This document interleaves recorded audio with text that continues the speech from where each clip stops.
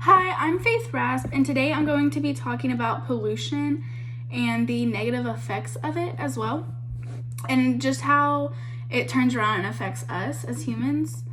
But who wants to go to the beach or maybe drive down Ocean Drive and just see trash everywhere? Not everyone really realizes it, but the accumulation of all the pollution does affect the animals, but it also turns around and affects us as well. From living in Corpus and just driving around and being in town, being along the beaches, I've seen how the pollution looks, but I never realized the amount of negative effects it had until I went and started to research it and realized how bad it actually was.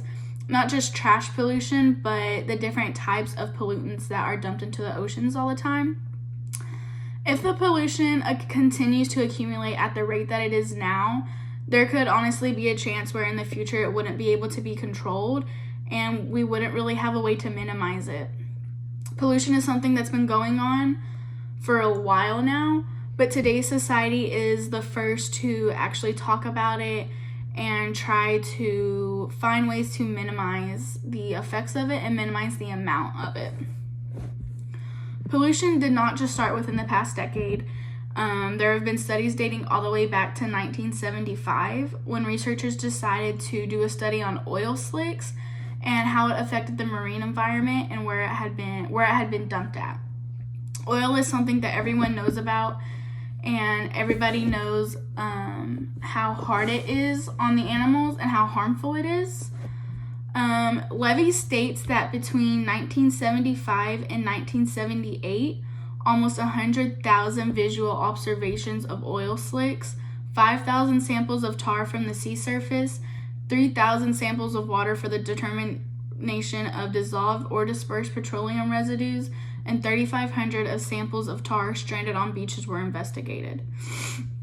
Levy also talks about how there was studies dated back all the way to 1925 on oil pollution and how it affected the marine life and the waters that it was dumped into. At this time, where the oil had been dumped, Levy states that there were seaside resorts, beaches that had been ruined, and there were also harbor fires where the oil had traveled with the water into those harbors and it had caused fires.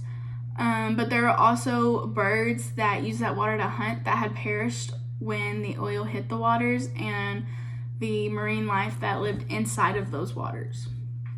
Most people know the water cycle and know that water continuously travels. If oil is put into water and the oil travels with the water into a place of fresh water where people are living off of the water and using it to drink, using it to cook, just basically using it to survive.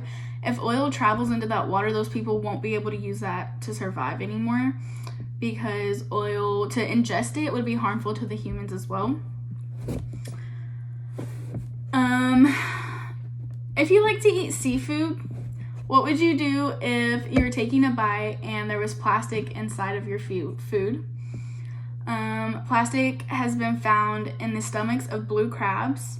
Blue crabs are not just prey for other animals, but they're also a delicacy for humans.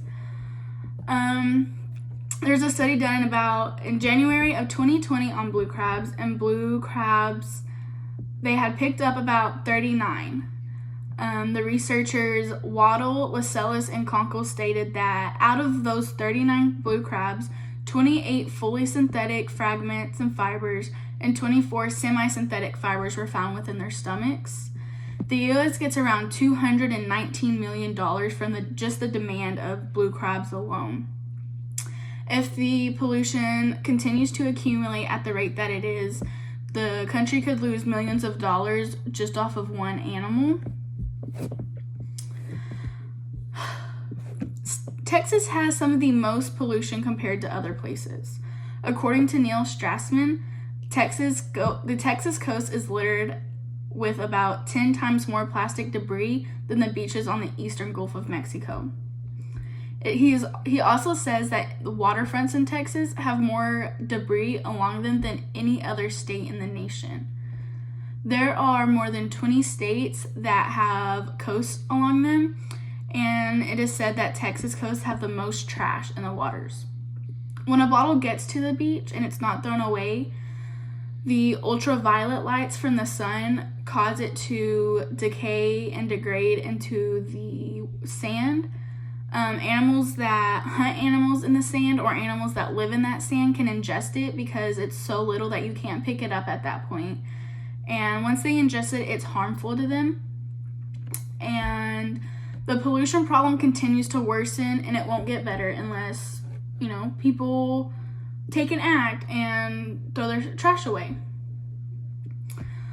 Oil pollution, trash pollution, it all continues to get out of control, but some people you don't realize it until you actually look at it. Pollution today keeps accumulating across the coast, and it could honestly get to a point where there's so much that you don't know what to do with. Next time you go to the beach, take a bag that you can use for trash, throw all of your trash away, and the next time that you want to throw that bottle out of the window, just think that if it decays to the point of getting into the sand, nobody will be able to pick it up, and the animals around there can ingest it.